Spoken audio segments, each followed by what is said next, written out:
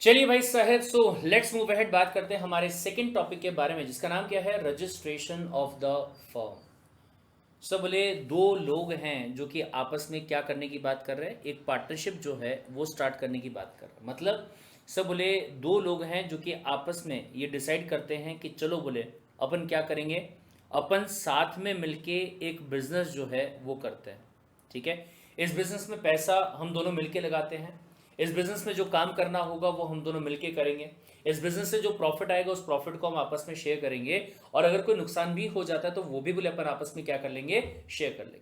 Right. लेकिन सब बोले आज जो है चीजें नॉर्मल हैं, और भगवान की दया से, दोस्तों की दुआ से हम ऐसी उम्मीद भी करते हैं कि चीजें आगे चल के भी क्या रहेंगी, नॉर्मल रहेंगी। लेकिन सर चीजें तो कभी भी बिगड़ सकती हैं। चीजें जो हैं वो तो कभी भी बिगड़ सकती हैं। बंटवारा जो है, देशों का बंटवारा हो जाता है तो इंसानों का बंटवारा होना तो बहुत ही लाजमी सी चीज है साहब। राइट। तो क्या करते हैं सब बोले, कल को जाके डिस्प्यूट वगैरह जो है वो क्रिएट ना हो, इसके लिए क्या ऐसा कोई ऑप्शन है क्या बोले हमारे पास में, कि हम अपने फॉर्म को क्या करवा ले, काइंड ऑफ रजिस्ट्रेशन नाम की जो चीज होती है वो बोले अपन करवा ले। क्या अपन ऐसा कर सकते हैं क्या?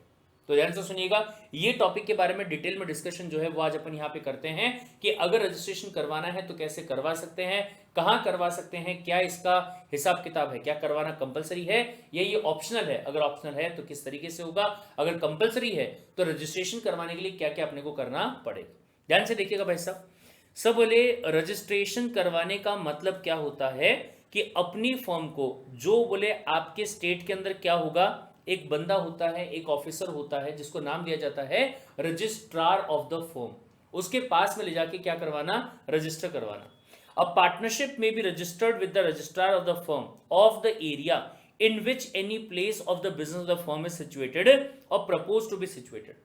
ये ध्यान से सुनिएगा अगले वाली लाइन। द स्टेट गवर्नमेंट जो होता है वो बोले क्या करता है, रजिस्ट्रार को अपॉइंट करता है। याद कीजिएगा पहले वाले टॉपिक में मैंने आपसे कहा था कि सर वैसे तो आपका जो कानून है उसका नाम क्या है, पार्टनरशिप एक्ट, जो कि कब का है, बोले 1932 का है। Got the point. लेकिन अगर मैं अलग अलग स्टेट्स के हिसाब से बात करूं, जैसे अगर आप महाराष्ट्र की बात करेंगे तो सर महाराष्ट्र में आपका पार्टनरशिप का रूल है जो कि 1989 का है। पार्टनरशिप का रूल है जो कि कब का है, बोले 1989 का है। मैं दिखाता हूं आपको। बोले अगर मैं डालता हूं रजिस्ट्रार, रजिस्ट्रार ऑफ फर्म, ठीक है, Maharashtra, registrar of firm Maharashtra, अगर मैं ये चीज़ डालता हूं यहां पे तो ये देखिएगा भाई साहब, हमने क्या किया, गूगल पे ये वाली चीज़ को डाला, रजिस्ट्रार ऑफ फर्म। तो आप नीचे थोड़ा जाके अगर देखेंगे तो आपको यहाँ पे दिखाई देगा कि there is something called as what, rof.maharashtraonline.gov.in। आपने सीधा ये जो ब्लू लिंक आपको दिया हुआ है इस पर क्लिक किया। जैसे आपने इसके ऊपर क्लिक किया तो आपको एक वेबसाइट जो है वो सिंपल तरीके से यहाँ पे दिखाई देगी। ठीक है, वो सिंपल तरीके से आपको यहाँ पे दिखाई देगी। इसमें बोले अलग अलग टैब दिए गए हैं। इन्फॉर्मेशन आपको चाहिए, सिटीजन चार्टर, एफिडेविट, आरटीआई मतलब right to information, health, acts and the rules. अगर मैं इस पर क्लिक करता हूँ, ये देखिए भाई साहब, महाराष्ट्र में ये वाले टॉपिक के लिए दो चीज़ें लगती हैं। सबसे पहला जो है that is the Indian Partnership Act 1932 वाला, और दूसरा जो उसको नाम क्या दिया गया, महाराष्ट्र, सॉरी नॉट महाराष्ट्र, हमने वहाँ पे क्या लिखा था, हमने यहाँ पे क्या लिख दिया था भाई, हाँ पार्टनरशिप रूल लिखा था। यहाँ पे क्या बोला जाएगा, महाराष्ट्र पार्टनरशिप रूल्स। ठीक है, ऐसा आना चाहिए बेसिकली, क्या रहेगा, महाराष्ट्र पार्टनरशिप रूल्स, जो कि कब के हैं, बोले 1989 के। दोनों का पीडीएफ आपको दिया हुआ है। अगर आपको ऐसा हुआ कि मेरे को यहाँ से इसको देखना है, पढ़ना है, यू कैन डू दैट। देखेंगे यहाँ पे सिंपली लोड हो रहा है, यहाँ पे स्कैन करके डॉक्यूमेंट जो है वो अपलोड किया गया होगा कि महाराष्ट्र में पार्टनरशिप को लेके क्या क्या रूल्स वगैरह हैं, ये आपको पूरा यहाँ पे दिया हुआ है। ठीक है, ये देखिए सारे के सारे जो पेजेस हैं उनको स्कैन करके वहाँ पे क्या किया गया है, अपलोड किया गया। तो अगर आपको एक्स्ट्रा वाला नॉलेज चाहिए होगा आपके अपने अपने अपने स्टेट के हिसाब से, तो उसके लिए आप यहाँ पे इस चीज़ को क्या कर सकते हैं, देख सकते हैं। और साथ में अगर आप देखोगे ना, यहाँ देखिए नमूना दिया है, फॉर्म ए, फॉर्म बी। पार्टनरशिप एक्ट के अंदर किसी भी टाइप के कोई फॉर्म्स नहीं दिए गए। क्यों सर, स्टेट का मैटर है ना सर, अलग अलग स्टेट के हिसाब से आपको ये फॉर्म जो है वो दिए हुए मिलेंगे। ये समझ में आया, चलिए ध्यान से। तो सर अगर सबसे पहली बात मैं रजिस्ट्रेशन करने की बात करूं तो ये मैं आपको पहले ही बता चुका हूं कि ये कंपलसरी नहीं है, ये काइंड ऑफ आपका ऑप्शनल है। अगर आपको लगता है कि आपको रजिस्ट्रेशन करवाना चाहिए तो करवा लीजिएगा। अगर आपका बोलना है कि नहीं यार क्या रजिस्ट्रेशन करवाना, दोस्ती हमारी इतनी पक्की, बोले जय जय और वीरू जो थे उनसे भी ज़्यादा पक्की हमारी दोस्ती है, तो दिक्कत ही नहीं है, मत कराओ बोले आप, ठीक है। It is not compulsory at all. Under the partnership act it is optional for the partners, ठीक है। An existing firm may be registered at any time even after the partners have agreed to dissolve the firm। ये ध्यान से सुनो, क्या बोले sir जिस time पे आपने फर्म को बनाया आपने रजिस्टर नहीं करवाया चलेगा, क्यों? क्योंकि आपने कहा यार अपन तो दोस्त हैं, दो दिल एक जान है बोले अपन, ठीक है, लंगोटिया वाले यार हैं अपन, कहाँ बोले एक दूसरे के साथ में कोई भी भेदभाव जो है वो करने वाले हैं या डिस्प्यूट हमारे बीच में नहीं आने वाला, ऐसा स्टार्टिंग में आपको लगा। लेकिन जिस टाइम पे आपकी फर्म जो है उसको आप डिसॉल्व करने के बारे में सोच रहे थे, सर डिसॉल्व करना मतलब खत्म करना, हम सोच रहे थे कि क्यों ना हम अपनी फर्म को क्या कर देते हैं, यहाँ पे डिसॉल्व कर देते हैं, आज के बाद ये फर्म एग्जिस्ट ही नहीं करेगी, ऐसा कर देते बोले अपन का।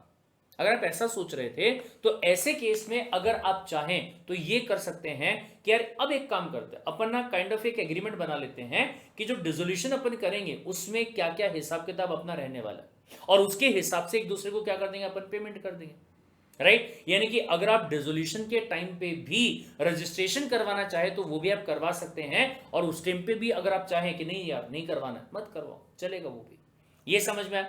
But a firm must be registered firm on the date of institution of the suit. अगर कल को जाके आप कोई केस करना चाहते हैं, पार्टनर दूसरे पार्टनर पे केस करना चाहता है या फिर फर्म के नाम पे आप किसी थर्ड पार्टी के ऊपर आप केस करना चाहते हो, तो ये ध्यान दीजिएगा अगर आपकी फर्म रजिस्टर्ड वाली नहीं है तो आप कोर्ट में केस कर ही नहीं सकते। क्यों सर? जब फर्म ही रजिस्टर्ड नहीं है तो हम ये कैसे मान ले कि फर्म के नाम पे आपने किसी के साथ में कोई कॉन्ट्रैक्ट किया था? क्या इसको माना जा सकता है क्या? आंसर क्या रहेगा? नहीं सर, आप ऐसा मान ही नहीं पाओगे, राइट। ठीक है sir. Now it should also be noted that any change in the facts registered in the registrar of the firm must also be registered। so मतलब अगर बोले आपकी फर्म के अंदर कोई चेंज हुआ, मतलब जो पार्टनरशिप डीड आपकी रहेगी उसमें कोई ना कोई चेंज होगा, तो अगर पार्टनरशिप डीड में किसी टाइप का कोई चेंज होता है उसके बारे में भी आपको बेहतर होगा कि आप क्या करें, जाके जो रजिस्ट्रार होगा उसके पास में क्या करवा दीजिए, चेंज करवा दीजिए, ताकि जब रजिस्टर्ड रहेगा तो अकॉर्डिंगली पूरा हिसाब किताब जो है वो क्या होगा, मेंटेन होगा। ठीक है। If such changes are not registered, the firm will be treated as unregistered firm for the purpose of instituting a case। इसका मतलब क्या हुआ? सब पहले जब हमने पार्टनरशिप फर्म बनाई तो ए और बी के बीच में डिसाइड हुआ था कि प्रॉफिट बोले 50-50 शेयर करेंगे, ठीक है। इसके लिए इन दोनों लोगों ने क्या किया, एक पार्टनरशिप डीड को बनाया जो एग्रीमेंट आपका रहता है, और उसको बोले रजिस्ट्रार ऑफ फर्म के पास में जाके क्या कर दिया, रजिस्टर कर दिया। लेकिन बाद में जब कुछ पैसे वैसे की जरूरत पड़ रही थी तो ए ने क्या किया, ए ने और पैसा कंट्रीब्यूट कर दिया, लेकिन दोनों के बीच में एग्री ये हुआ कि 60% प्रॉफिट जो है वो ए रखेगा और 40% प्रॉफिट जो है वो बी रखेगा। लेकिन ये वाली चीज को उन्होंने क्या नहीं करवाया, रजिस्टर नहीं करवाया। अब कल को जाके अगर बी ने कहा कि नहीं भाई साहब ये तो गलत बात है, आप बोले 60 नहीं रख सकते हो, आपको क्या करना होगा, 50-50 ही रखना पड़ेगा, तो क्या ए अब बी के ऊपर केस कर सकता है कि ये वाली बात पे? नहीं सर। क्यों? क्योंकि ये वाली बात जो है वो तो बोले फर्म के पास में, रजिस्ट्रार ऑफ फर्म के पास में रजिस्टर्ड है ही नहीं ये वाली चीज। ये समझ में आया? तो ये वाली चीज के लिए क्या कहा जाएगा कि आपकी जो फर्म है उसमें जो आपने चेंज किया था, चूंकि वो आपने रजिस्ट्रार के पास में फाइल नहीं किया, तो अब बोले ये वाला काम नहीं किया जा सकता है, इसके लिए आप केस नहीं कर सकते। ये समझ में आया? बोले ठीक है सर। लेकिन अब इसमें भी इंपॉर्टेंट बात जो है वो ध्यान रखिएगा भाई साहब। क्या आपको सेक्शंस यहां पे दिए गए हैं 60 से लेके 63 तक, 4 सेक्शंस है, 60, 61, 62 एंड 63। क्या कहता है? सबसे पहली बात, अगर आपके फर्म के नाम में या फिर आपके बिजनेस के नेचर में कल तक कोई और काम कर रहे थे, अब आप कोई और काम कर रहे हो, और या फिर जो आपका प्लेस ऑफ बिजनेस हुआ करता था प्रिंसिपल वाला, मतलब इंपॉर्टेंट वाला, मतलब सबसे रजिस्टर्ड वाला, बोल दीजिए उस चीज को, ब्रांच वगैरह है बोले और बहुत सारी, लेकिन मेन जो आपका ऑफिस है वो वाली की बात की जाए, अगर उसमें कोई भी चेंज आपका हो रहा होगा तो 90 डेज के अंदर अंदर आपको क्या करना होगा, रजिस्ट्रार को जाके बताना होगा। अगर बताना चाहते हो तो बताओगे तो उसका फायदा है, नहीं बताओगे तो उसका नुकसान है। नुकसान क्या है? केस नहीं कर पाओगे सर। क्या केस नहीं कर पाएंगे? करेंगे अपन आगे चल के बात, ठीक है। साइंड एंड वेरीफाइड बाय, सारे पार्टनर्स का वेरिफिकेशन होना चाहिए। सारे पार्टनर्स ने इस बात में एग्री करना चाहिए कि भाई साहब हम सब लोगों ने अपने कंसेंट से क्या करना चाहा है, अपनी फर्म का नाम चेंज करना चाहा। हम सब लोगों ने अपनी कंसेंट से क्या करना चाहा है, अपने बिजनेस को चेंज करना चाहा है, और एज द केस में, ठीक है। अपार्ट फ्रॉम दैट, अगर किसी ब्रांच को आप खोलना चाहते हो या फिर बंद करना चाहते हो, नई ब्रांच ऐड करने की बात करो, इसके बारे में भी 90 डेज में बताना पड़ेगा। कब से? जब से आपने ब्रांच को डिसकंटिन्यू किया है और या फिर स्टार्ट किया है, ठीक है। लेकिन ध्यान से, क्या यहां पे सारे पार्टनर्स का वेरिफिकेशन होना जरूरी है क्या? बोले नहीं सर, कोई एक पार्टनर ने भी कर दिया या किसी एजेंट को अपॉइंट करके भी अगर आपने उसको वेरीफाई करवा दिया तो वो भी चले।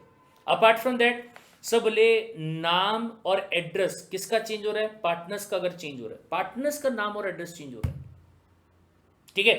तो ऐसे केस में वापस से टाइम कितना? बोले 90 डेज। और कौन करेगा? बाय एनी पार्टनर, ठीक है, आप उसको रजिस्टर करवा सकते हो। फिर उसके बाद में recording the reconstitution and dissolution of form. Sir कई बार ऐसा हो सकता है कि इनिशियली फॉर्म बनी थी ए और बी और सी के बीच में, ठीक है, बाद में बी ने कहा कि नहीं मेरे को अब फॉर्म में नहीं रहना है, अब एक काम करो, ए और सी का ही फॉर्म जो है वो बोले आप कंटिन्यू करो। मतलब क्या हो गया? सब बोले यहाँ पर रिकॉन्स्टिट्यूशन हो गया, इसके बारे में भी क्या करवाना पड़ सकता है आपको? रजिस्ट्रेशन करवाना पड़ सकता है। या फिर तीनों ने डिसाइड किया कि यार कोई फॉर्म अपन बनाते नहीं है, एक काम करते हैं तीनों अलग अलग बिजनेस करेंगे, ए का अलग, बी का अलग, सी का अलग, मतलब फॉर्म क्या हो रही है? डिसॉल्व हो रही है। तो ये भी आपको 90 डेज में क्या करना होगा? रजिस्टर करवाना पड़ेगा। और इसको भी by any partner who was a partner immediately before the dissolution वो कर सकता है। ये समझा? लेकिन ध्यान से, अगर बोले माइनर का जो डिसीजन है, सर हमने पहले ही पढ़ा था कि minor can not become a partner into the partnership firm, but साथ में हमने ये भी पढ़ा था that he can be admitted into the partnership firm for his benefit. अब मान लीजिए किसी माइनर को बेनिफिट्स के लिए आपने क्या किया था? ऐड किया था। किसी माइनर को बेनिफिट्स के लिए आपने क्या किया था? ऐड किया था। लेकिन आगे चल के जब वो मेजर हो गया, आपने उसको बोला देख भाई अब तू मेजर हो चुका है, अब इसके बाद में अगर तू चाहे तो हमारे पार्टनरशिप फर्म में पार्टनर बन सकता है, और या अगर चाहे तो तू अपने रास्ते जा सकता है। उसने कहा हाँ ठीक है, मैं डिसाइड करता हूं कि मैं पार्टनर बन रहा हूं। अगर ऐसा हो रहा है तो जिस दिन उसने ये डिसाइड किया होगा उसके 90 डेज के अंदर अंदर आपको क्या करना पड़ेगा? रजिस्ट्रार को इंटीमेट करना पड़ेगा कि मैं अब इस फर्म के अंदर जो कि ऑलरेडी आपके पास में रजिस्टर्ड है, मैं भी इसमें अब क्या हूं? एक पार्टनर। ये समझ में आया? यानी कि ध्यान से भाई साहब, इतना डेप्थ में जाने की जरूरत ही नहीं है। क्या कहा गया? अगर किसी भी टाइप का कोई चेंज किया जा रहा होगा और अगर आप सोचते हैं कि ये वाली चीज के बारे में हमको रजिस्ट्रार को बताना है, तो कितने दिन में बताना है? वो काम होने के 90 दिनों के अंदर। वो काम होने के कितने दिनों में? बोले 90 डेज के अंदर, राइट। एंड फिर क्या कहा गया? अगर बोले आप फॉर्म के अंदर कोई चेंज करना चाहते हो तो सारे पार्टनर्स का वेरिफिकेशन और साइन होना जरूरी। लेकिन अगर आप पूरे फॉर्म का नहीं, उसके किसी ब्रांच ऑफिस का या फिर उसके किसी पार्टनर का या फिर माइनर का कोई चेंज अगर आप करना चाह रहे होंगे, तो ऐसे केस में आपको क्या करना होगा? किसी एक पार्टनर में भी अगर वेरिफिकेशन वहां पे करवा दिया तो that will be more than sufficient. ये समझ में आया? बोले ठीक है साहब। नेक्स्ट पॉइंट यहां पे आता है सेक्शन नंबर 69A। ये क्या कहता है? पेनल्टी। सर ये इंपॉर्टेंट है क्योंकि देख के थोड़ा सा आपको अजीब भी लगेगा कि ये क्या बात हुई, लेकिन शायद आपको ये समझ में भी आ चुका होगा कि जहां आज भी ये इतना पुराने वाले पेजेस वगैरह जो है वो यहाँ पे चल रहे हैं, तो ऐसा होना लाजमी है सर। क्या कहता है कि अगर आपने इन सेक्शंस को कंप्लाई नहीं किया, अगर आपने ये वाले सेक्शंस को कंप्लाई नहीं किया तो आपको बोले पेनल्टी जो है वो लगाई जा सकती है, जो कि कितनी रहने वाली है? 10 रुपए for each day in default. मतलब सब बोले 90 दिन का टाइम आपको दिया गया था, 90 डेज का टाइम दिया गया था। 90 डेज में भी आपने क्या नहीं किया? रजिस्टर नहीं करवाया, और उसके बाद आप डिले कर रहे हो। कितना डिले कर रहे हो? बोले 100वें दिन पहुंच गए, 100th वाला जो डे था ना वो बोले उस टाइम पे हम पहुंच गए, ठीक है। तो यहां से यहां तक का गैप कितना हो गया? 10 डेज हो गया। तो 10 इंटू 10 यानी कि 100 रुपए की पेनल्टी जो है, लेट फीस बोल दीजिए आप सीधा सीधा, वो आपको यहां पे लगेगी। ये समझ में आया क्या? ध्यान से, as the registrar may determine in respect of the period between the date of expiry of the period specified in this section, ठीक है, and the date of making the amendment in the entries relating to the form। ये समझ में आया? 10 रुपए तक का जुर्माना, 10 रुपए तक का। इसका मतलब क्या हुआ कि रजिस्ट्रार डिसाइड कर सकता है कि नहीं यार एक काम करो 2 रुपए के हिसाब से पे कर दो। क्या बात करो? हाँ सर, ये चीज में अभी तक कोई भी टाइप का अमेंडमेंट जो है वो नहीं किया गया है, जस्ट अ सेकेंड ना, हाँ चलिए, कोई भी टाइप का अमेंडमेंट जो है वो नहीं किया गया है आज तक। आज भी क्या है, 10 रुपए per day in default, right. चलिए ठीक है भाई साहब, कोई बात नहीं बोले। अभी ऐसा क्यों है सर? क्योंकि ऑप्शनल है ना, कंपलसरी नहीं है कि आपको ऐसा करना ही है, इस वजह से ये वाली चीज को यहां पे किया गया। ठीक है sir. Section number 70, penalty for furnishing false particulars. और आपने शायद यहां पे किसी बाहर वाले को लुभाने के लिए क्या किया, ये बताने की कोशिश करी कि हमारी जो फॉर्म है ना उसके लगभग ऑल ओवर इंडिया में ब्रांचेस है। तो आपने क्या किए, 15-20 ऐसे फेक एड्रेसेस वगैरह बनाए, उसको आपने रजिस्ट्रार के पास में क्या करवा दिया, रजिस्टर करवा दिया। और रजिस्टर करवा के आपने क्या किया, रजिस्टर्ड वाला जो डॉक्यूमेंट था वो आपने ले लिया रजिस्ट्रार से, ठीक है। और जो क्रेडिटर आपका था उसको आपने दिखाया, देखो हमारा इतना मतलब पूरे स्टेट्स में काम वगैरह जो है वो होता है। मतलब क्या हुआ भाई साहब, आपने झूठे पडलर्स जो है वो प्रोवाइड किया। सामने वाला क्रेडिटर कहता है कि यार मुझे तो इस फर्म को क्या देना है, पैसा देना है, तो मेरे लिए बेहतर होगा कि मैं क्या करूं, जहां जहां के एड्रेस इस बंदे ने दिए हैं मैं वहां जाता हूं, फिजिकल एग्जामिनेशन करता हूं, और उसके बाद में मैं क्या करूंगा, इसको उधार दे दूंगा। जाके पता किया तो पता चला कि जो इन्फॉर्मेशन उसने रजिस्टर करवाई थी वो क्या थी, झूठी थी information.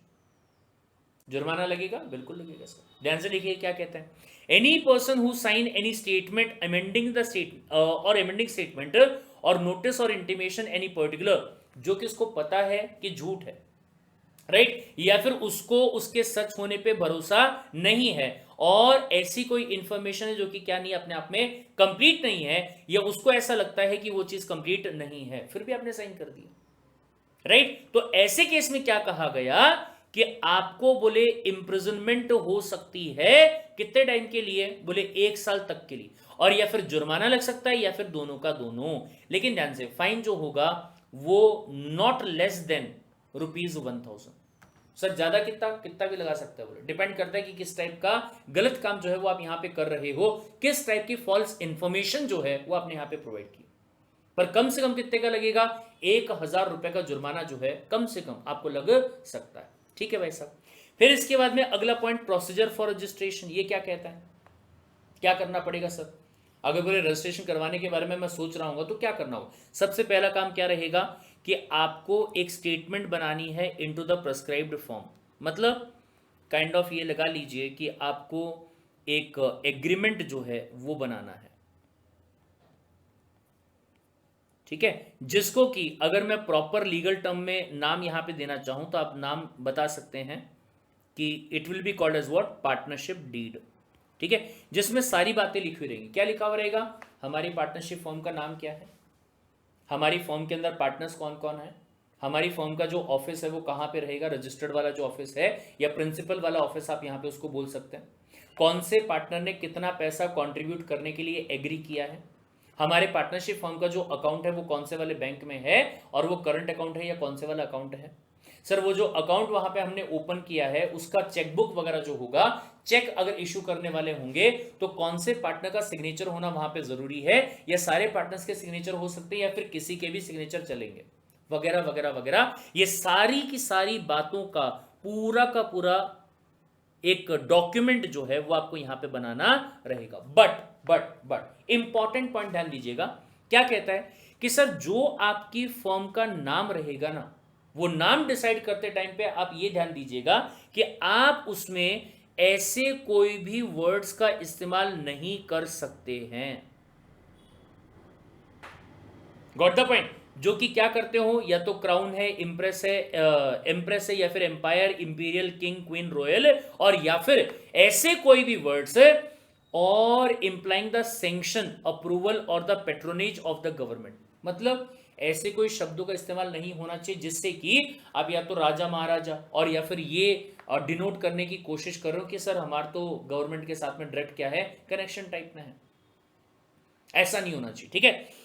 Except when the state government signifies its consent to use of such word as part of the firm name by order in writing। फिर भी बोले करना चाहते तो स्टेट गवर्नमेंट को जाके कन्विंस कर लो सर, रजिस्ट्रार को कन्विंस कर लो बेसिकली, ठीक है। अगर रजिस्ट्रार जो है वो कहता है कि हाँ ठीक है कोई दिक्कत वाली बात नहीं है, आपका जो काम है उसके हिसाब से ये वर्ड का इस्तेमाल करना इंपॉर्टेंट है, तो शायद इनमें से किसी एक वर्ड को अलाउ आपको कर दिया जाए।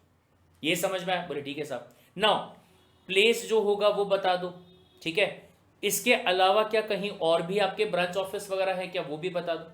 इसके अलावा जो पार्टनर्स वगैरह होंगे, कौन से डेट पे उन्होंने ज्वाइन किया है, उनका पूरा का पूरा हिसाब किताब जो होगा एड्रेस वगैरह के साथ में सब कुछ बता दो। फर्म कब तक चलने वाली, ये बहुत इंपॉर्टेंट है। कई बार ऐसा हो सकता है कि जो फर्म आपकी है 1 साल की फर्म है सर, बोले 1 साल के बाद में डिसॉल्व कर देंगे, या फिर सर मैक्सिमम केसेस में जो आपकी फर्म रहती है वो एट विल होती है, मतलब जब तक इच्छा है तब तक चलाएंगे, जब हमारी आपस में बननी बंद हो जाएगी फर्म को क्या कर देंगे, डिसॉल्व कर देंगे। ठीक है, डीड आपने बना लिया, डीड का कंटेंट जो है मैं आपको अलग से दिखाऊंगा, don't worry at all, format पूरा का पूरा दिखाऊंगा, लेकिन उसको क्या करना होगा, साइन करना पड़ेगा। जो आपने एग्रीमेंट बनाया है, जितने भी पार्टनर्स आपके होंगे उनको साइन करना होगा, और उसके वेरिफिकेशन में जो विटनेसेस वगैरह होंगे ना, विटनेस को भी साइन करना पड़ेगा, right. And then submitting the statement with fees, registrar के पास में आप इसको क्या करोगे, सबमिट करोगे, फीस भी आपको पे करनी पड़ेगी। क्या कहता है, when the above required formalities have been complied with, the partners must submit the statement along with the prescribed fees for the registration. Sir fees कितनी रहेगी, रूल्स में दिया गया होगा सर, अलग अलग जगह पे, महाराष्ट्र में अलग कहता है, कर्नाटका में अलग कहता है, तमिलनाडु में अलग कहता है, हर जगह पे अलग अलग पॉइंट आपको दिया गया। ठीक है, ठीक है sir. The statement is to be submitted to the registrar of the area in which any place of business of the firm is situated or propose to be situated. ठीक है, और रजिस्ट्रेशन करना है सर आपको, registration कौन करेगा, registrar करेगा। क्या मिलेगा, सर्टिफिकेट मिलेगा सर। ठीक है, registration, when the registrar is satisfied that the provision of section 58 have been duly complied with, he shall record an entry of the statement in the register of the firm and shall file the statement. Got the point. और आपको क्या मिल जाएगा, उसके basis पे एक certificate of registration जो है वो आपको मिल जाएगा। ठीक है, और जिस दिन से, ये ध्यान से सुनिएगा, 7th वाला पॉइंट जो है वो इंपॉर्टेंट है। क्या कहता है, when the registrar files the statement, जब अपने फाइल में उसको रिकॉर्ड कर लेगा, and make entries in the register of firm and not from the date of presentation of the statement to him, जिस दिन रजिस्ट्रार के रिकॉर्ड में एंट्री कर दी जाएगी उस दिन से आपकी जो फर्म है वो रजिस्टर्ड मानी जाएगी, ना कि तब से जब आपने फाइल किया। मतलब सर बोले हमने रजिस्ट्रार के पास में फाइल किया था 8 सितंबर को, लेकिन रजिस्ट्रार ने उसका एंट्री कब किया था, 10 सितंबर को किया था, तो कौन से डेट से रजिस्टर्ड माना जाएगा, 8 से मानेंगे कि 10 से, आप क्या बोलोगे कि 10 से उसको रजिस्टर्ड माना जाएगा, ना कि उसके पहले से। गॉट द पॉइंट, बोले ठीक है साहब। सर कहीं कुछ फॉर्मेट दिया हुआ है क्या, लेट्स सी, लेट्स सी कहीं पे कुछ फॉर्मेट वगैरह दिया हुआ है क्या। एप्लीकेशन प्रोसेसिंग, फॉर्म का सर्च अगर करना होगा तो वो कर सकते हैं। Payment of fees for the online, देखते हैं इसमें क्या दिया गया। Procedure to be followed after the payment for the form BCDEF online registered form. ठीक है, ये देखो, thereafter submit covering letter with ₹5 court fees, stamp concern form, certified copy of the deed, partnership deed जो आपकी होगी उसकी copy, blank stamp paper of ₹10 or above, valuation to the concern office, fees receipt will be generated in your login only after the above document are submitted in the concern office. पहले ये जाके submit करो बोले, उसके बाद में accept किया जाएगा। ठीक है बोले, प्रोसीड करते हैं। यहाँ पे देखिए, यहाँ पे ये आपको बोलता है कि जो आपका रजिस्ट्रेशन नंबर होगा वो यहाँ पे डाल दीजिए। ठीक है, फॉर्म का नाम बता दो, फॉर्म टाइप कौन सा दे रहे हो बोले, B का, C का, D का, E का, F का, और एज ए फीस देखिए कितना दिया गया, 1200 रुपये। काय के लिए, अमेंडमेंट करने के लिए।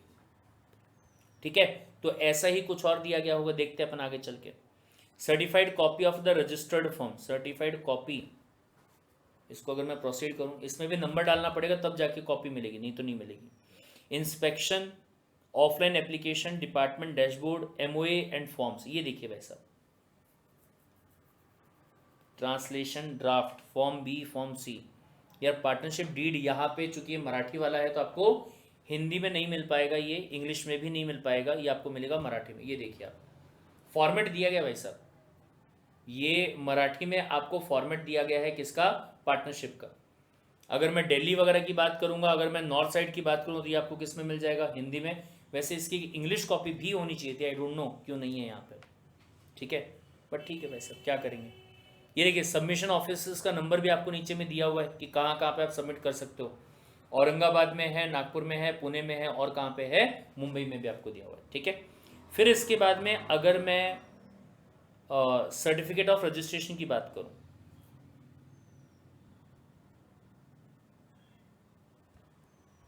Certificate of registration of firm in Maharashtra. ठीक है, कैसा होता है इमेजेस में देख लेते हैं अपन। ये देखिए वैसा काइंड ऑफ ये आपका ऐसा बताया गया है।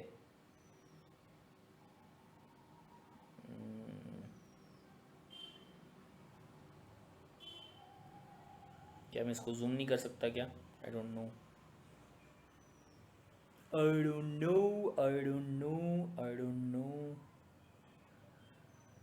छोड़ो। ये देखिए इंडियन पार्टनरशिप एक्ट के हिसाब से इसको मैं कॉपी कर लेता हूं और कॉपी करके मैं एक बार यहाँ पे पेस्ट करता हूँ ताकि इसको अपन जूम करके देख सके कि एग्जैक्टली ये कैसा होता है। काफ़ी सारी इन्फॉर्मेशन, ऑब्वियस सी बात है किसी की पर्सनल इन्फॉर्मेशन अपन नहीं देख सकते हैं, इसलिए उसको क्या कर दिया गया है, ब्लैंक कर दिया गया। लेकिन ध्यान से देखिएगा ये क्या है, सर्टिफिकेट ऑफ रजिस्ट्रेशन किसके हिसाब से, इंडियन पार्टनरशिप एक्ट 1932 के हिसाब से। रजिस्ट्रेशन नंबर जो है वो यहाँ पे आपका दिया हुआ रहता है। It is certified that a firm by name, firm का नाम क्या है वो बता दिया, विद इट्स हेड ऑफिस, इसका ऑफिस जो है वो एग्जैक्टली कहाँ पे रहने वाला है वो भी बता दिया। Has this day been duly registered under the Indian Partnership Act 1932, ठीक है, ये बता दिया। और यही वाली चीज जो है वो मराठी में भी बता दी, कौन सी वाली डेट है वो भी यहाँ पे बता दिया, उसका एड्रेस कहाँ का आ रहा है वो भी बता दिया, सारी चीज होगी। फिर उसके बाद में बोले ये रजिस्ट्रार नहीं दे रहा है, डेप्यूटी रजिस्ट्रार भी नहीं दे रहा है, ये कौन दे रहा है, assistant registrar of the firms Mumbai, ठीक है, उसके तरफ से दिया गया है बकायदा पूरा साइन वगैरह जो है, ठप्पा वगैरह जो है वो यहाँ पे मार के। ये समझ में आए? तो ऐसा आपको यहाँ पे क्या मिलता है, जो सर्टिफिकेट है वो आपको यहाँ पे सिंपली मिलता है। ये समझ में आया क्या भाई साहब? बोले ठीक है सर।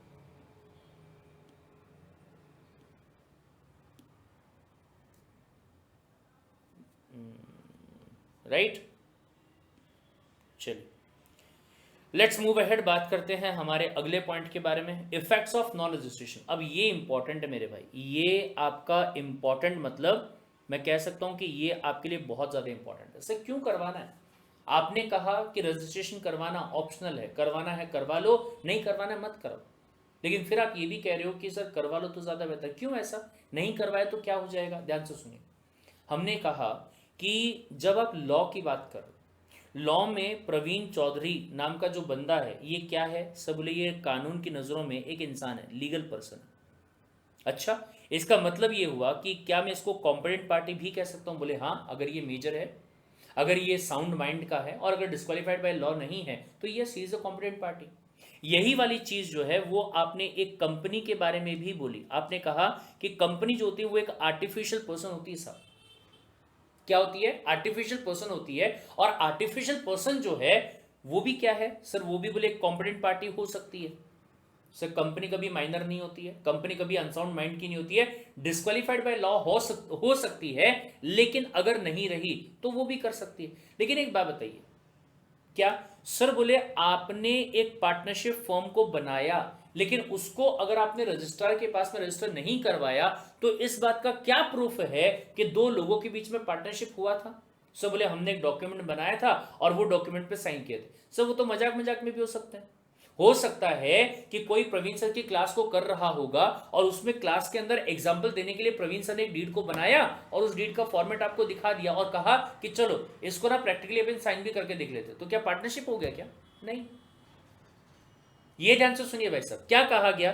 सर बोले आपने कहा, ध्यान से सुनिएगा, आपने कहा कि दो लोग जिसमें से एक का नाम है ए, एक का नाम है बी, ये दोनों लोगों ने मिलके क्या बनाया? सब बोले एक फर्म बनाया जिसको कि मैं नाम दे देता हूं क्या?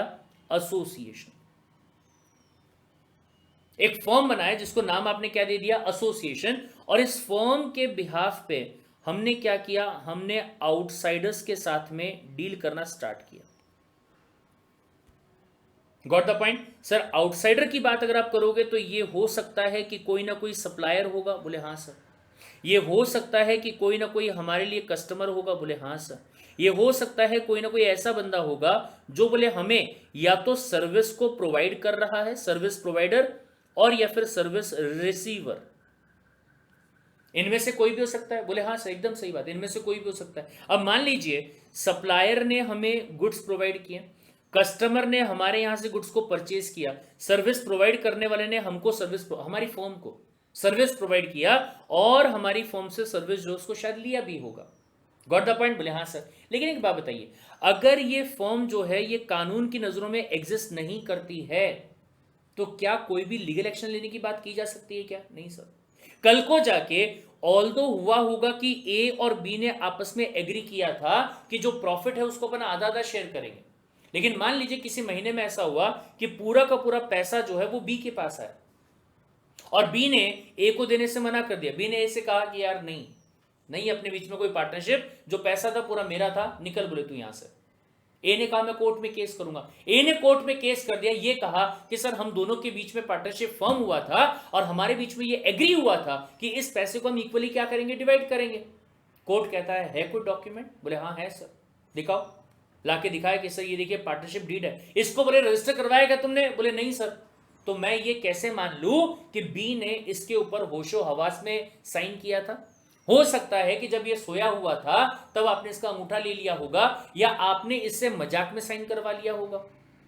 क्या आप दोनों लोगों ने विटनेस को साथ में लेके हमारे रजिस्ट्रार के पास में गए थे ये डॉक्यूमेंट को साइन करवाने के लिए, जिसमें रजिस्ट्रार इस बात को इंश्योर करता कि ए और बी दोनों लोग जो वहां खड़े होकर सिग्नेचर कर रहे हैं ये वही लोग हैं और इनके सिग्नेचर्स को फॉर्ज नहीं किया गया है? नहीं सर, ऐसा तो कुछ नहीं किया। कोई केस नहीं बनता, जाओ घर जाओ।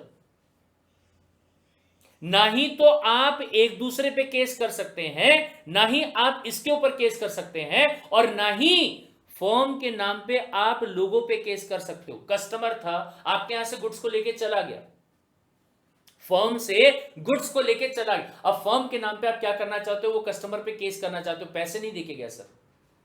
कौन सी फर्म, कहां है फर्म? कैसे कर सकते हो केस? कर सकते हो क्या? नहीं कर सकते। लेकिन यहां तक ठीक था, लेकिन ध्यान से सुनो, अगर आउटसाइडर चाहे तो वह आपके ऊपर केस जरूर कर सकता है। बाहर भले ही आपकी फर्म रजिस्टर्ड नहीं है, उसके बावजूद जो बाहर वाला होगा वो आपके ऊपर, आपकी फर्म के ऊपर केस जो है वो जरूर कर सकता है। Got the point? ये नुकसान है अगर आपने अपने पार्टनरशिप फर्म को रजिस्टर नहीं करवाया तो। ये समझा क्या? बोले ठीक है भाई साहब, ध्यान से देखिएगा। Though the registration of firm is not compulsory but has become essential or desirable in view of several adverse effects arising from the non-registration. ठीक है साहब? In other words, the unregistered firm and its partners suffer from many disabilities. क्या क्या effect होगा? सबसे पहली बात, no suit by a partner against the firm. अगर आपकी जो फर्म है, कौन सी वाली? अनरजिस्टर्ड वाली, अगर आपको कोई चीज प्रोवाइड नहीं करती है जिसके बारे में एग्री किया गया था, तो आप उस फर्म पे केस नहीं कर सकते हो, ये ध्यान रखिएगा। ठीक है भाई साहब? दूसरा पॉइंट यहां पे गौर फरमाइएगा कि no suit by a partner against any other partner. आप दूसरे पार्टनर पे भी केस नहीं कर सकते। अगर दूसरे पार्टनर ने आपके अनरजिस्टर्ड फर्म में घोटाला कर दिया तो आप उस पर भी केस नहीं कर सकते। दोनों पॉइंट को यहां पे पढ़ लेते एक बार। क्या कहता है? A partner of unregistered firm cannot file a suit to enforce his right arising of the contract or conferred by his act against the firm. नहीं कर सकते। और ना ही किस पे कर सकते हो? दूसरे पार्टनर पे कर सकते हो, राइट? ना ही तो फर्म पे कर सकते हो और ना ही पार्टनर पे कर सकते हो। ठीक है? लेकिन तीसरा पॉइंट ध्यान दीजिएगा, no suit by the unregistered partner against the firm and other partners. Sir इसका मतलब क्या हुआ? ध्यान से सुनिए। सर ए एंड बी ये दोनों लोगों ने मिलके एक फर्म बनाया जिसका नाम क्या था? नाम था बोले XYZ एंड कंपनी। ठीक है? और इसके लिए बकायदा इन्होंने पार्टनरशिप डीड को बनाया और बोले जो आपका रजिस्ट्रार ऑफ फर्म है ना उसके पास में जाके रजिस्टर करवा। ठीक है सर? सब कुछ बोले बहुत अच्छे से चल रहा था, कोई दिक्कत नहीं थी, लेकिन सडनली एक नया बंदा बीच में आता है जिसका नाम क्या है? सी। ठीक है? और ये सी ने क्या किया? ये सी ने भी इस फर्म को ज्वाइन कर लिया और कुल मिला के 50,000 रुपए जो है वो पी किए। ए और बी ने, ये दोनों ने एग्री किया कि वैसे तो बोले 50% प्रॉफिट मैं लेके जाता हूं, 50% प्रॉफिट मैं लेके जाता हूं, लेकिन अब चूंकि सी नाम का जो बंदा है वो भी यहां पे आ चुका है तो बोले ये रेशियो को क्या करना पड़ेगा? चेंज करना पड़ेगा। क्या करोगे? बोले 40% मैं लेके जाऊंगा, 40% मैं लेके जाऊंगा और 20% प्रॉफिट जो होगा वो तुम्हारा होगा। सी ने जैसे ये बात को सुना उसने कहा ठीक है, अगर 50,000 रुपया कॉन्ट्रीब्यूट करके मुझे ये प्रॉफिट मिल रहा होगा, I am ready to work for it. ठीक है, वो सी ने क्या किया, महीने भर काम किया, महीने भर काम किया, पैसा जो था वो भी लगाया, खुद भी काम किया, लेकिन एक महीना जैसे ही खत्म हुआ, जब प्रॉफिट लेने की बारी आई, तो ए और बी ने कहा कि हमारे फर्म की पॉलिसी है कि इस प्रॉफिट को पहले महीने में नहीं दिया जाता है, 5 महीने के बाद में आपको पे किया जाए। सी नाम का बंदा 5 महीने के लिए बहुत एक्साइटेड था, उसने कहा ठीक है, कोई प्रॉब्लम वाली बात नहीं है, मैं 5 महीने के बाद में पूरा पैसा एक साथ ले लूंगा। ठीक है, बोले चलेगा, मुझे मेरे पास में पैसे की कोई कमी नहीं है, फिलहाल अपना खर्चा मैं फिलहाल क्या कर सकता हूं, निकाल सकता हूं, तो मुझे अगर ये पैसा बाद में भी मिलता है, I am okay with that. Agree कर लिया उसने। ठीक है, लेकिन 5 महीने के बाद में ए और बी ने सी से कहा चल भाग, कोई पैसा नहीं मिल रहा तेरे को। सी ने कहा मेरा 50,000 रुपए, कौन सा 50,000 रुपए, कोई पैसा नहीं मिल रहा बोले तुमको, राइट। तो क्या सी जो है वो ए और बी पे केस कर सकता है? अच्छा ध्यान से सुनिएगा, सी के साथ जो एग्रीमेंट हुआ, क्या आपने उसको रजिस्ट्रार ऑफ फर्म के पास में रजिस्टर करवाया क्या? बोले नहीं ना सर, वो नहीं करवाया, बात ही खत्म हो गई। भले ही पहले का जो काम था वो रजिस्टर्ड था, लेकिन जो चेंज हुआ वो रजिस्टर करवाया क्या? बोले नहीं करवाया। तो सर जो आपका अनरजिस्टर्ड वाला पार्टनर है, सर आपके बारे में तो यहां जो ये डीड दिया गया था इसमें कोई मेंशन किया हुआ ही नहीं है, तो आप कैसे ले पाओगे? लेकिन हाँ ये जरूर कह सकते हैं कि आपने जो 50,000 रुपए अकाउंट टू अकाउंट दिया था, अगर वो भी कैश दिया होगा, उसका भी कोई हिसाब किताब नहीं। ये समझ में आया, ये ध्यान रखिएगा। ठीक है, चलिए भाई साहब, अभी ध्यान से बोले no partner of the firm whose name has not been shown in the register of firm as a partner in the firm can sue against the firm और other partner in the firm. ये ध्यान रखिएगा। Apart from that no suit by the unregistered partner against the third party. जो unregistered partner है वो third party पे भी case नहीं कर सकता। अनरजिस्टर्ड पार्टनर ना ही तो फर्म पे कर सकता है, ना ही पार्टनर पे कर सकता है, और ना ही बाहर वाले पे यानी कि आउटसाइडर पे या फिर थर्ड पार्टी पे केस करने की बात जो है वो कर सकता है। ठीक है, ठीक है साहब। अपार्ट फ्रॉम दैट, ये ध्यान से सुनिएगा, ना ही आपकी जो फर्म है वो थर्ड पार्टी पे केस कर सकती। कस्टमर ने अगर पैसा नहीं दिया तो फर्म केस नहीं कर पाएगी। क्यों? कोर्ट बोलेगा कहां है फर्म, मैं तो देख ही नहीं पा रहा हूं, हमारे रिकॉर्ड्स में तो नहीं है। भले ही आपके बीच में एग्रीमेंट हुआ होगा, लेकिन गवर्नमेंट के पास में इसका कोई रिकॉर्ड ही नहीं है, हम कौन से केस को एंटरटेन करें? फाइल करने वाला पिटिशनर जो है वो तो मिस्टर इंडिया है, हमारे रिकॉर्ड्स में उसके बारे में कुछ नहीं लिखा हुआ, वो कैसे फाइल कर सकता है? मूवी देखी होगी आपने कागज, पंकज त्रिपाठी की। बोले सर माना कि आप केस करने के लिए आ गए, लेकिन हमारे रिकॉर्ड्स में तो आप मरे हुए हो, आपका कोई कागज ही नहीं है। है कोई कागज दिखाओ। बोले कागज कौन से वाला है? डेथ सर्टिफिकेट वाला कागज है। Got the point? तो भैया माना कि आप जिंदा होंगे, लेकिन लॉ के हिसाब से आप क्या नहीं हो, जिंदा नहीं हो। माना कि पार्टनरशिप फर्म आपने बनाई होगी, लेकिन कानून के हिसाब से, कानून के रिकॉर्ड में उसके बारे में कुछ लिखा हुआ नहीं है, तो आप कैसे जिंदा होगे? बोले सवाल ही पैदा नहीं होता। ये समझ में आया? ठीक है साहब। नेक्स्ट आता है third party can sue against the firm and its partner. क्यों सर? वो तो बाहर वाला है, उसको क्या पता कि तुम लोगों ने यानी कि ए और बी ने जो भी फर्म को यहां पे बनाया है, उस फर्म को तुमने रजिस्ट्रार ऑफ फर्म के पास में रजिस्टर करवाया कि नहीं करवाया, उसको उससे कोई मतलब नहीं है।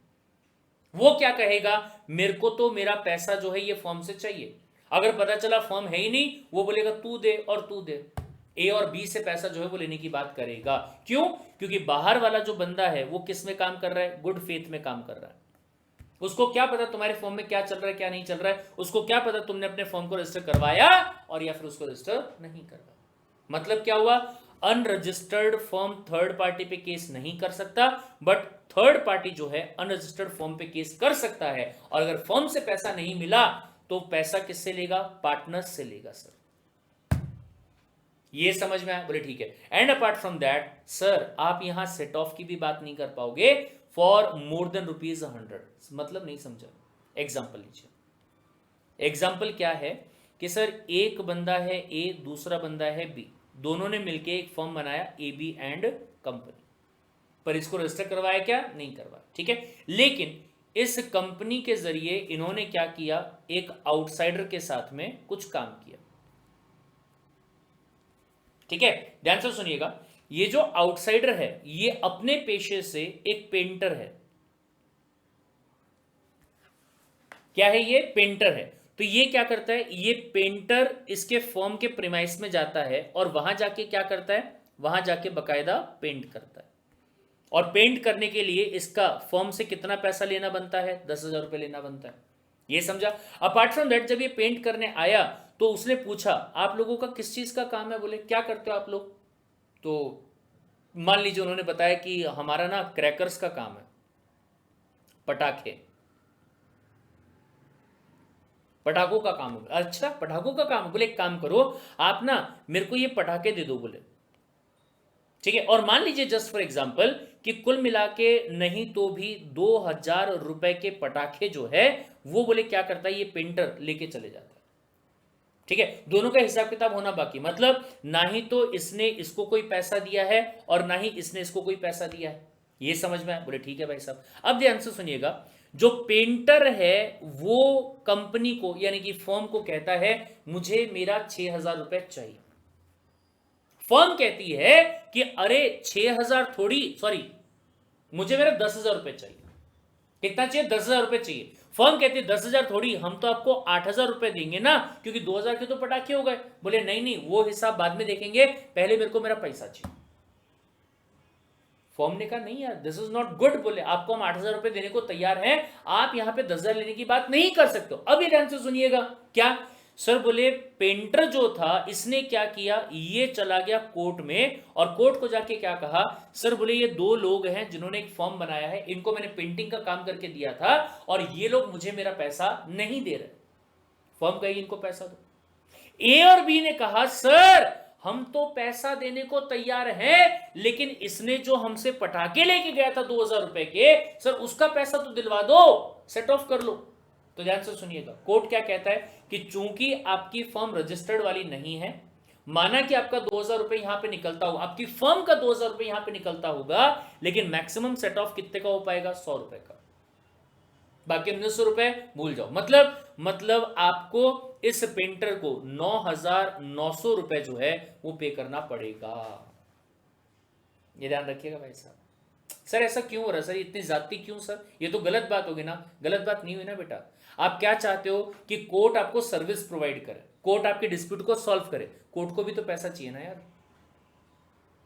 कोर्ट में जज बैठता है, वो भी तो पैसा कमाएगा ना। यस और नो, सीधी सीधी बात है। इकोनॉमिक्स मत भूलना कभी भी, ये ध्यान रखिएगा हमेशा। चाहे लॉ पढ़ रहे हो चाहे कोई भी चीज पढ़ रहे हो, इकोनॉमिक्स को कभी मत भूलना मेरे भाई। Got the point? कोर्ट आपके मैटर में इंटरफेयर तब करेगा जब आपने कोर्ट को क्या दिया है? फीस पे किया है। काय का? रजिस्ट्रेशन का। कोर्ट को नहीं, मतलब गवर्नमेंट को। Understood the point? ठीक है भाई साहब, चलिए तो ये बात को ध्यान रखिएगा। हालांकि इंपॉर्टेंट चीज यहां पे एक और आ रही है कि इसी बात के एक्सेप्शंस भी आपको दिए गए हैं। कुछ केसेस में बोले इट इज नॉट इंपॉर्टेंट कि आपकी फर्म का रजिस्टर्ड होना जरूरी था। कौन से केसेस है भाई साहब? Right of the third party to sue the firm और एनी अदर पार्टनर, ये पहली बात कर चुके। दूसरा, अगर right of the partner to sue for the dissolution और सेटलमेंट ऑफ अकाउंट और realising the property of dissolve firm. Sir मैंने एक बंदे के साथ में मिलकर फर्म को स्टार्ट किया, मैंने उसको कहा कि देख भाई जो काम करेंगे सब ईमानदारी से करेंगे, फर्म को अपन रजिस्टर करवा ले। दूसरे ने कहा हाँ ठीक है करवा ले। मैंने कहा चल करवाते, अरे अभी नहीं बाद में करवा ले। मैंने कहा नहीं करवाते, नहीं अभी नहीं बाद में। ऐसे करते करते करते करते करते करते 1 साल हो गया।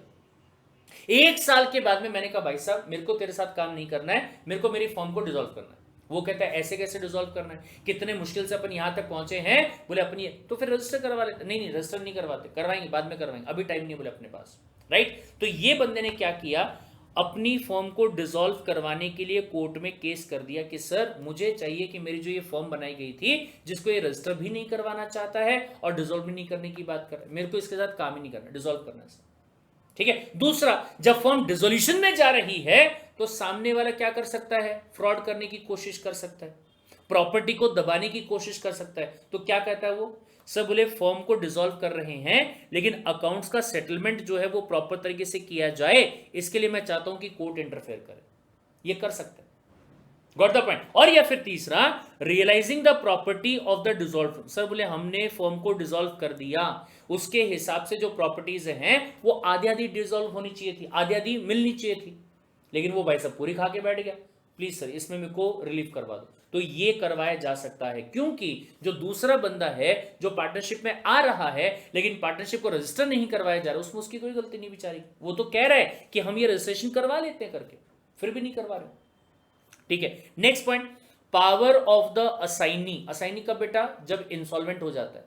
ए और बी के बीच में, ए और बी के बीच में पार्टनरशिप हुआ था, उसमें से ए नाम का बंदा जो है ये क्या हो गया, ये बोले इंसॉल्वेंट हो गया। Got the point. तो ऐसे केस में आपका कोर्ट क्या करेगा, ऑफिशियल असाइनी को या ऑफिशियल रिसीवर को अपॉइंट करेगा। बोले हाँ सर, उनके पास में अधिकार है बोले केस करने का। क्या कहता है, रिसीवर और the court to realise the property of an insolvent partner and to bring an action on behalf of the insolvent partner, कर सकता है। और फिर ये सेट ऑफ वाला पॉइंट 100 रुपए तक का कर सकते हो, कोई दिक्कत नहीं। ये समझ में आया, बोले ठीक है साहब। Next point, property of the firm, ये भी इंपॉर्टेंट है भाई साहब आपके लिए, ये ध्यान से सुनिएगा। क्या सर, बोले माना कि ए नाम का जो बंदा है वो बोले करोड़पति है, ठीक है, और माना कि बी नाम का जो बंदा है वो बोले लखपति है, ठीक है। इसके पास में 100 करोड़ रुपए के एसेट्स हैं, इसके पास में 50 लाख रुपए के एसेट्स हैं। सबका अपना अपना होता है सर, क्या प्रॉब्लम वाली बात है। लेकिन अगर ए और बी ये दो लोगों ने मिलकर डिसाइड किया, चल बोले अपन ना एक अलग से पार्टनरशिप फर्म बनाते हैं, तो मुझे एक बात बताओ, क्या ऐसा होगा कि इस पार्टनरशिप फर्म के जो एसेट्स होंगे वो 150 करोड़ के हो जाएंगे? सॉरी, क्या ऐसा होगा कि ये बोले 100 करोड़ और 50 लाख, कितना होगा, 105? नहीं, 150 करोड़ कैसे बोलूंगा उसको, हाँ 105 करोड़ के बोलूं क्या मैं इस चीज को? नहीं सर, नहीं बोल सकते ऐसा। आप इसको ऐसा नहीं बोल सकते हो कि ये 105 करोड़ के, 105 करोड़ भी कैसे होगा? कितना कितना गंदा मैथ्स है मेरा। 100.5 करोड़ ऐसा होना चाहिए। क्या ऐसा माना जाएगा क्या कि फर्म जो है उसके इतने एसेट्स हो गए? नहीं सर, क्या माना जाएगा, आप कितना कंट्रीब्यूट कर रहे हो वो बताओ। बोले ए ने कहा कि मैं यहां पे इस काम के लिए 5 लाख रुपए लगाने को तैयार हूं, ठीक है। बी ने कहा कि मैं भी यहां इस काम के लिए 5 लाख रुपए लगाने को तैयार हूं, मतलब ये 10 लाख रुपए हमने क्या किए, इस फर्म को दे दिया। अब मुझे बताओ फर्म की प्रॉपर्टी कितनी हो गई? 10 लाख रुपए की हो गई। और अब ये ध्यान से सुनिएगा sir, at the same time आपकी जो ये फर्म रहेगी ये ए के लिए लाइबल कितने के लिए है? 5 लाख के लिए। यानी कि कल को जाके अगर ये फर्म डिसॉल्व होती है तो ए नाम का जो बंदा है फर्म से क्या ले सकता है? 5 लाख रुपए ले सकता है, right. Same thing for B also, ये भी कितना ले सकता है? 5 लाख। अब एक बात बताइए सर, ये 10 लाख रुपए यूज करके आपकी जो फर्म है उसने क्या किया? उसने बोले बिल्डिंग परचेज करी, उसने बोले मशीन परचेज करी, उसने बोले प्लांट परचेज किया, उसने बोले फर्नीचर परचेज किया। तो मुझे एक बात बताओ, ये सारी चीजें किसकी मानी जाएंगी? ए की मानू या बी की मानू? आप क्या बोलोगे? नहीं सर, ये सारी की सारी चीजें जो है ये पार्टनरशिप फॉर्म की है, यानी कि सिंपली अगर बात करेंगे तो बोले बिजनेस की चीज है सर, ये बिजनेस की चीज है सर। ये ए की भी नहीं है, ये बी की भी नहीं है। ये ए की और बी की कब होगी? जब आपकी फॉर्म को डिसॉल्व कर दिया जाएगा और डिस्ट्रीब्यूशन कर दिया जाएगा। उसके पहले जब तक कि आपका फॉर्म चल रहा है, फॉर्म की प्रॉपर्टी फॉर्म की ही कहलाएगी, वो ए या बी की नहीं कहलाएगी, राइट। और ए और बी की जो प्रॉपर्टी है, पार्टनर्स की जो प्रॉपर्टी है, वो पार्टनर्स की ही कहलाएगी, वो फॉर्म की नहीं कहलाएगी।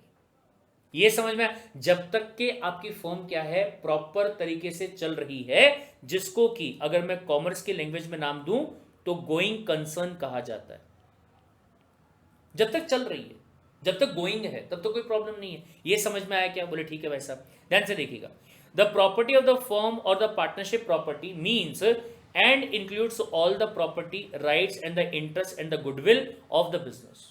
सब कुछ जो बिजनेस का है, मेरे वाला नहीं, मेरे फर्म का जो है। Got the point? ठीक है साहब। Of the firm to which the firm is, that is all the partners jointly entitled, ठीक है। Partners are free to determine by the agreement the property of the firm, but in the absence of any contract between the partners the property of the firm includes the following. क्या क्या? सारी property including the right interest originally brought into the common stock of the firm. Sir मैंने 5 लाख दिए, उसने 5 लाख दिए, 10 लाख रुपए जो है ये फर्म की प्रॉपर्टी, पहली बात। दूसरी बात, सारी की सारी property which are acquired by purchase और अदरवाइज बाय और फॉर द फर्म, वो 10 लाख रुपए से जो भी खरीदा गया होगा वो भी किसका है? फर्म का है, ठीक है। आगे ध्यान से सुनिए, क्या आपकी फर्म ने ना काम किया, 4 साल काम किया, मार्केट में फर्म का नाम हो गया। जो नाम होता है उसे क्या कहा जाता है? गुडविल। आपने काम किया, अच्छा काम किया, नाम अच्छा बनेगा, उसे गुडविल कहा जाता है साहब। Got the point. वो भी किसका माना जाएगा सर? वो भी फर्म का ही माना जाएगा। ऐसा नहीं होगा कि वो पार्टनर्स का गुडविल ना, फर्म का गुडविल। ये समझ। फॉर एग्जांपल जो ब्रांड नेम जो यहां पे यूज किया जा रहा है सर, ये फर्म का नाम है, प्रवीण चौधरी का नाम नहीं है। ये समझ में आया? इसका नाम जो होगा ना वो यहां पे क्रिएट हो रहा है, and that is called as what? Goodwill sir, as simple as that, right? ठीक है। It should be noted that the section states that the property of the firm includes, हाँ, includes implies that the list of property is not exhaustive. मतलब कुछ भी हो सकता है इसमें, ये तीनों की तीनों चीजें जो है ना वो आप ऐड कर दो, जो आज है, जो फ्यूचर में भी आ सकती है, या फिर जो पास्ट में भी फर्म के नाम पे रहा होगा, वो सबका सब क्या कहलाएगा? फर्म की ही प्रॉपर्टी जो है वो कहलाएगी। Understood the point? यही वाली बात यहां पे लिखी हुई है, बस एक बार इसको रीड आउट कर लीजिएगा, दैट्स इट। और ये पॉइंट ध्यान से सुनिएगा। But section 14 clearly states that unless contrary intention appears, property and the rights, interest in the property acquired with the money belonging to the firm are deemed to have been acquired for the firm। वही वाली point होगी। Firm का पैसा था 10 लाख, जो कि firm ने किससे उधार लिया था? ए और बी से उधार लिया था। वो पैसा फर्म का है, और उस पैसे से जो भी चीजों को परचेज किया जा रहा होगा फर्म के नाम पे, वो फर्म का ही रहने वाला। ठीक है। और sir application of firms property कहां पे यूज करोगे? फर्म के काम के लिए। एग्जाम्पल, मेरे पास में ये आईपैड, ये मेरा नहीं है, ये किसका है? ये ब्रांड नेम का है, इस फर्म का है सर, राइट? एक बात बताओ, मैं सोच रहा था मैं ये आईपैड को घर लेके चले जाता हूं और इस पे मैं क्या करूंगा? मनी हाइस्ट देखता हूं नेटफ्लिक्स पे। Can I do that? नहीं सर। क्यों? ये मेरे पैसे से नहीं आया। तो सर बोले इसके लिए ना जितनी भी फैकल्टीज हैं हमारे इस प्लेटफॉर्म पे, मान लीजिए 5 फैकल्टीज हैं, ठीक है, 5 फैकल्टीज ने क्या किया? कुल मिला के एक किडनी का इंतजाम किया, और उससे हम ये चीज को लेके आए। ये समझ में आया? तो क्या इसका इस्तेमाल मैं पर्सनल पर्पस के लिए कर सकता हूं क्या? आपका जवाब क्या आना चाहिए? नहीं sir, this is not possible, right? तो ध्यान से, subject to the contract between the partner. अच्छा हाँ, अगर जो 5 पार्टनर्स है उनको मैंने फोन लगाया, मेरे अलावा बाकी जो 4 लोग हैं उनको मैंने फोन लगाया, मैंने कहा यार मेरे को देखना है नेटफ्लिक्स पे मनी हाइस्ट, अगर आप सभी लोगों की इजाज़त हो तो क्या ये आईपैड में लेके चले जाऊं क्या? आंसर इज यस सर, लेके जाओ। बोले कोई दिक्कत नहीं, दोस्त हो सर आप, फर्म की प्रॉपर्टी आप लेके जा रहे हो, लेके जाओ, कोई दिक्कत नहीं। लेकिन ध्यान से सुनिएगा, साथ ही साथ मेरे पास में मोबाइल भी है, इसमें मैं कभी भी देख सकता हूँ, ये मेरा पर्सनल है, ये मेरा पर्सनल है, इसमें मैं कभी भी देख सकता हूँ, कोई दिक्कत वाली बात नहीं है। इसके लिए मुझे किसी से पूछने की जरूरत है क्या? नहीं सर, आपकी प्रॉपर्टी जैसे यूज करना है वैसे करो, अगर आप चाहो तो बच्चों को फेंक के दे दो। बोले सॉरी, हाँ दर्द हो जाएगा पेट में। ये समझ में आया? That's it. तो ये सारी बातें जो है वो ध्यान रखिएगा। रजिस्ट्रेशन करवाना ऑप्शनल है, करवाओगे तो आपकी मर्जी है, नहीं करवाते तो आपकी मर्जी है, लेकिन नहीं करवाओगे तो बहुत सारे ड्रॉबैक्स वगैरह हैं, जिसमें कि सिंपल सा एक ही बात मैं यहां पे बोल सकता हूं कि कल को जाके अगर डिस्प्यूट क्रिएट होता है पार्टनर्स के बीच में, पार्टनर्स का आउटसाइडर्स के साथ में, पार्टनर्स का फर्म्स के साथ में, अपनी ही फर्म के साथ में, तो कोर्ट कोई इंटरफेरेंस नहीं करेगा, कोर्ट आपको कोई सॉल्यूशन जो है वो प्रोवाइड करने की बात यहां पे नहीं करेगा। इस बात को ध्यान में रखिएगा। Understood the point? Apart from that, firm की प्रॉपर्टी यानी कि बिजनेस की जो प्रॉपर्टी है वो बिजनेस की ही रहेगी, उस पर आपका कोई अधिकार नहीं होगा। और जो आपकी प्रॉपर्टी, जब तक के आपकी फर्म चल रही है, जब तक कि आपकी फर्म डिसॉल्व नहीं होती है, आपकी प्रॉपर्टी जो है वो आपकी है, उस पर फर्म का कोई अधिकार नहीं होगा, जब तक कि आप अपनी मर्जी से वो प्रॉपर्टी फर्म को क्या नहीं करते हो? दे नहीं देते। ये समझ में आया? That's it. तो यहां पे जो आपका टॉपिक नंबर 2 था वो होता है कंप्लीट। मिलते हैं अगले टॉपिक में, till then take care, bye bye.